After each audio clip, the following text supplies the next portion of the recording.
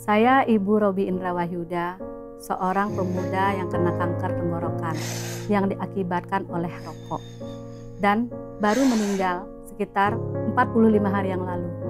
Rokok itu murah, tapi obatnya yang mahal. Jangan sampai ada Robi-Robi yang lain.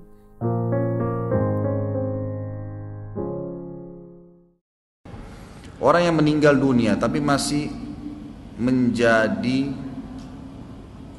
Orang yang meninggal dunia tapi masih menjadi perokok. Bagaimana bisa meninggal dunia terus masih menjadi perokok? Bagaimana bertanyanya? Apakah ada siksa kuburnya? Apa hukumnya merokok gitu kan? Mungkin maksudnya orang yang meninggal dunia tapi dia merokok gitu kan. Tidak sempat taubat, apakah akan ada azab kubur? Saya sudah pernah jelaskan karena hukum rokok itu. Rokok itu disepakati oleh para ulama. Teman-teman yang masih merokok tentunya biasanya sulit menerima karena masih hobi gitu kan. Tapi saya menjelaskan hukum syar'inya. Ya. Ulama sepakat semua. Kalau ulama semua madhab. Kalau anda cari kepada madhab semua, kecuali individu yang mungkin masuk dalam majelis ulama tapi masih merokok. Akhirnya mereka mengatakan itu tidak apa-apa, makruh saja. Tapi ini kalau kita kembali kepada buku-buku dasar, ada namanya buku kawaid fiqhiyah. Kaidah-kaidah dikeluarkannya hukum fikih. Di antaranya adalah semua yang mudaratnya lebih besar daripada manfaatnya hukumnya haram. Diambil daripada hukum khamr. Khamr minuman keras itu tidak semua makanan kan dirincikan dalam Al-Quran ya. Ada makanan-makanan yang keluar nanti, ada makanan yang tidak ada di zaman Nabi SAW, ada makanan tidak ada di Jazirah Arab. Bagaimana kita tahu tentang halal haramnya makanan tersebut? Kalau bukan babi misalnya, dari mana kita bisa tahu makanan itu boleh atau tidak? Maka kaidahnya kata para ulama diambil daripada khamr. Kaidah fikihnya diambil daripada khamr. Pada saat Allah berkata, "A'udzubillahi minasyaitonir yas'alunaka 'anil khamri wal maisir." Ditanyakan kepada Muhammad tentang keadaan hukumnya khamr dan maisir serta judi. Qul fihima ithmun kabirun wa manafi'un nas. Katakanlah dia memiliki dosa yang berat, besar dosanya khamr itu dan judi. Dan juga ada manfaatnya buat manusia. Orang kalau judi dianggap hiburan, orang kalau minum khamr bisa hangatkan badannya, bisa dia fly sehingga dia merasa tidak malu misalnya. Ada manfaat yang dia bisa dapatkan. Tapi Allah bilang apa?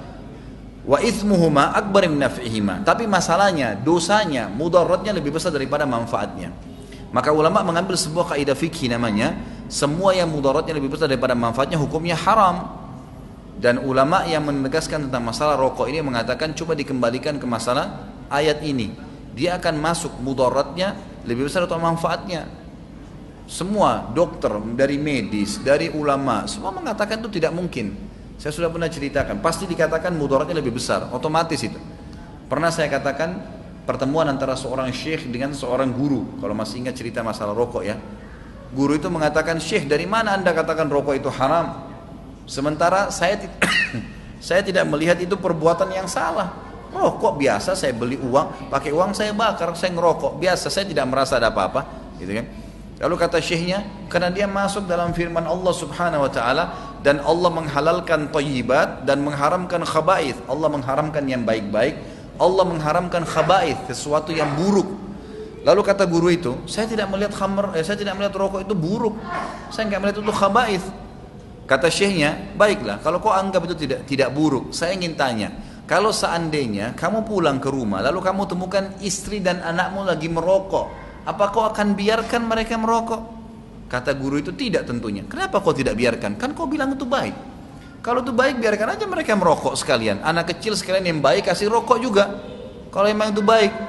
Lalu tiba-tiba guru tersebut mengeluarkan bungkusan rokok dari kantongnya. Dia mengatakan sekarang saya berhenti Syekh. Jadi memang ini fitnah yang besar, gitu kan? Sebaiknya memang teman-teman harus berpikir dengan akal sehat. Itu sebenarnya tidak ada. Di dalam rokok itu ada 4.000 racun. Para ilmuwan sudah memberikan masalah itu. Sementara di dalam minuman beralkohol itu ditemukan 14 atau 15 racun yang bisa berbahaya, gitu kan? Tapi rokok bisa 4.000. Subhanallah. Adakah makanan atau minuman yang selesai kita konsumsi kita injak pakai kaki? Nggak ada kecuali rokok, gitu kan? Dan sekarang banyak orang-orang yang pergi ke gunung-gunung, sesajen diberikan kepada setan-setan, pasti diikuti 2 bungkus rokok. Kenapa diikuti bungkus rokok? Karena syaitannya suka dengan rokok itu. Pernah ada teman-teman pengalaman ruqyah begitu. Saya pernah meruqyah seseorang dari kerabat saya.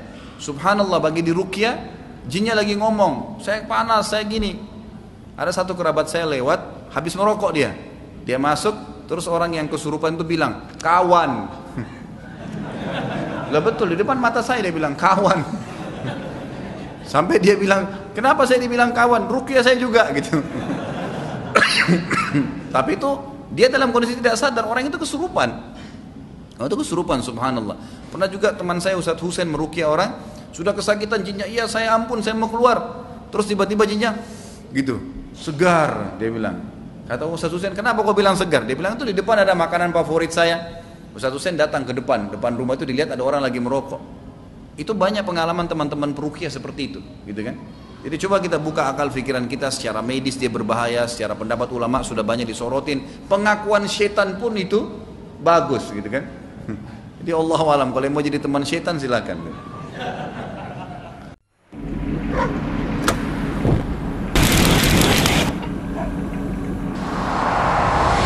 Every cigarette is doing you damage. This is part of an aorta, the main artery from the heart. Smoking makes artery walls sticky and collect dangerous fatty deposits. This much was found stuck to the aorta wall of a smoker, aged 32. Every cigarette is doing you damage.